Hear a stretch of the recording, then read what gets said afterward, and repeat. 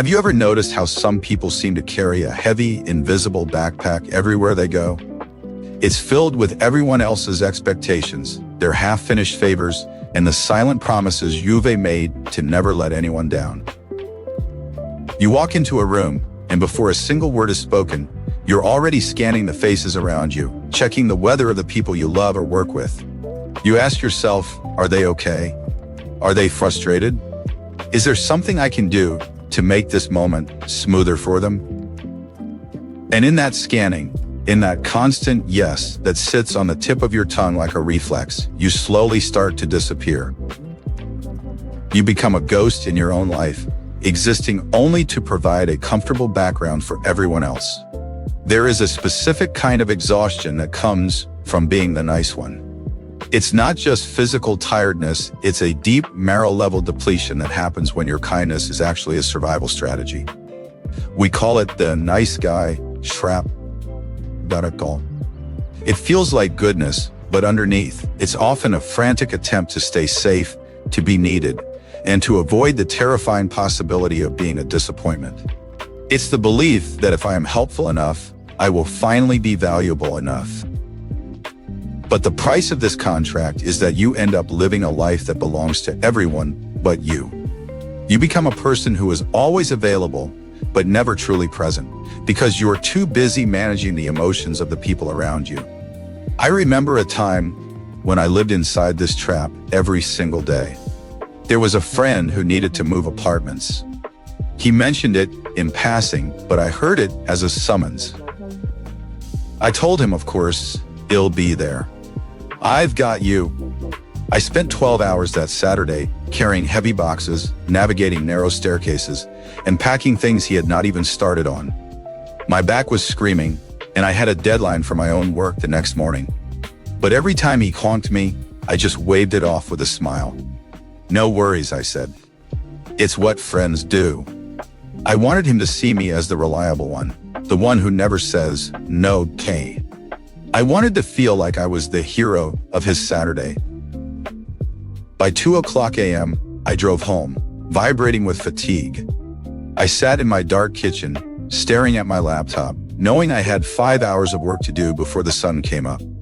I felt hollow, but also strangely proud of my own suffering. Until I opened my phone. There, on social media, was a story my friend had posted just 20 minutes after I left. He was at a bar with a group of other people, laughing, holding a drink, looking energized and happy. The caption said, "Finally moved in. Time to celebrate." I sat there in the silence, and for the first time, I felt the sharp, cold sting of resentment. I had given him my health and my time, and he had not even asked for that much. He had just accepted what I offered. I realized then that I was not being good. I was being a martyr for an audience that had not even bought a ticket. This is the hidden cost of people-pleasing. We create these invisible contracts in our heads. We think, if I do this for you, you will appreciate me, or at least you will not leave me.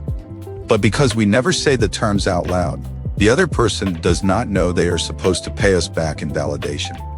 They just think we really like moving boxes. The behavior looks like altruism, but the fear underneath is a lack of self-worth. It's the belief that your needs are a burden, and the only way to justify your space in a room is to be useful. Over time, this builds a mountain of quiet resentment. You start to hate the people you're helping because they are not reading your mind. You might see this in smaller ways too. Perhaps you're the person who always apologizes when someone else bumps into you in the grocery store. Or maybe you're the colleague who stays late to fix a mistake you did not even make, just because you cannot stand the thought of the team being stressed. You've become an emotional sponge, soaking up the tension of every environment you enter. You think you're keeping the peace, but you're actually just holding the war inside yourself. You're trading your internal peace for a temporary, fragile external quiet. The truth is, when we are too nice, we are not being honest. True kindness requires boundaries. Without boundaries, yes does not mean anything, because no was never an option. We have to realize that our worth is not a fluctuating currency based on how much we do for others.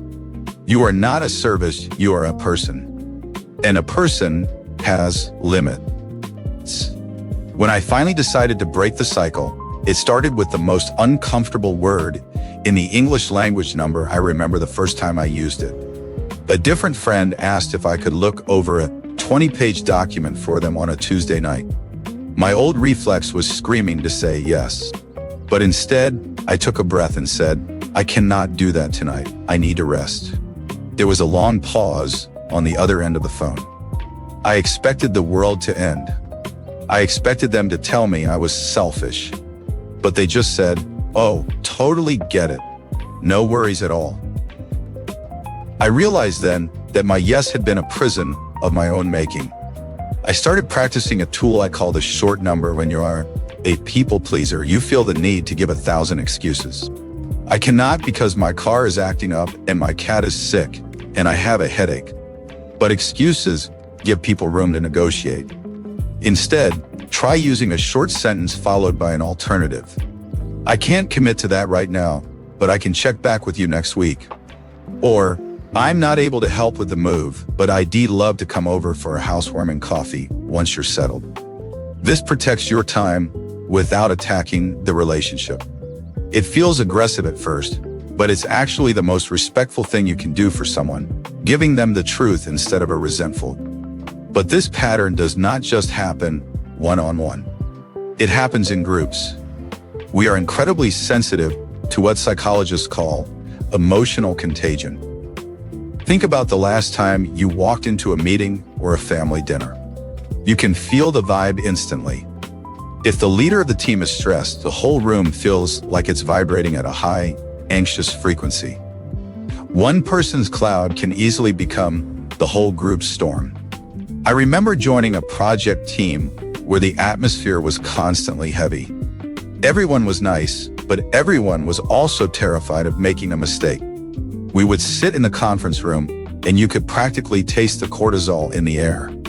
As a recovering nice guy, my instinct was to try and fix everyone's mood. I would make jokes. I would over-explain things. I would try to be the thermometer, the person who reflects the temperature of the room. If the room was cold, I turned cold. If it was tense, I got tense. But I learned that there is a better way to exist in a group. You do not have to be a thermometer, you can be a thermostat. A thermometer only records the temperature. A thermostat sets it. When you walk into a room, you do not have to absorb the emotional contagion. You can decide what energy you are going to bring. I decided to try a small experiment with my team. I noticed our meetings always started with a heavy silence or a list of what's going wrong. So, I introduced a small opening ritual. It was not anything fancy or corporate. Before we looked at the spreadsheets, I just asked everyone to share one thing that went okay this week. Not even something great, just something okay. At first, there were eye rolls. But slowly, the ritual changed the rhythm of the room. It broke the contagion of stress and replaced it with a moment of groundedness. By changing my own input, I was not just being nice anymore, I was being a leader of the atmosphere. This is the shift we all need to make. We move from being victims of everyone else's needs to being the stewards of our own energy. When you stop being the nice guy who says yes to everything, something strange happens. People do not actually hate you. In fact, they start to respect you more. They know that when you say yes, you actually mean it. You become more trustworthy because you are more honest. If you find yourself in that nice guy trap today, I want you to know that your exhaustion is a signal. It is your body telling you that you are living beyond your means. You are spending emotional money you do not have. It is okay to be too much for people who only liked you because you were convenient. It is okay to be disappointing to someone who expected you to set yourself on fire to keep them warm. Healing from people-pleasing is not about becoming mean or selfish. It's about becoming real.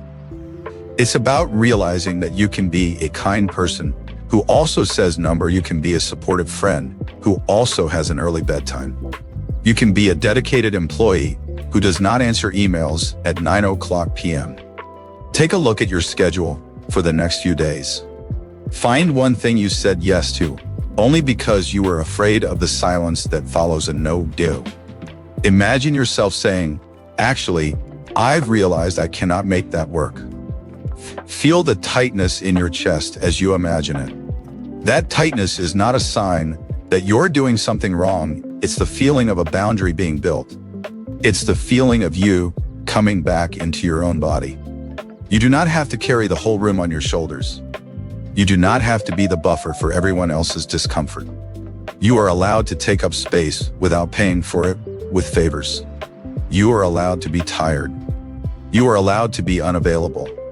Tonight or tomorrow morning, when that old reflex to please kicks in, I want you to pause. Just for 3 seconds. Ask yourself, am I doing this because I want to, or because I'm afraid of what happens if I do not? If the answer is fear, let yourself be a little bit disappointing. It's in those moments of disappointment that you finally start to find out who you are when you are not trying to be what everyone else needs. You might find that the people who truly matter are not looking for a hero or a servant. They're just looking for you. And you deserve to be seen, not for what you do, but for the quiet, complex, and wonderfully limited human being you actually are. Let the backpack down for a moment. The world will not stop turning if you take a breath. In fact, for the first time in a long time, you might actually be able to see the view. Would you like me to go deeper into how to handle the specific guilt that comes right after saying no for the first time?